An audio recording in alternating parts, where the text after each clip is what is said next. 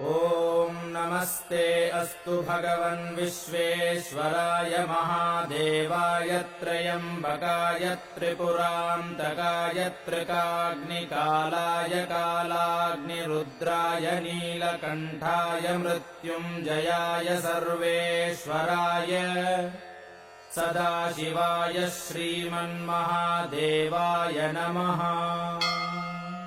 ॐ श्रीगुरवे नमः।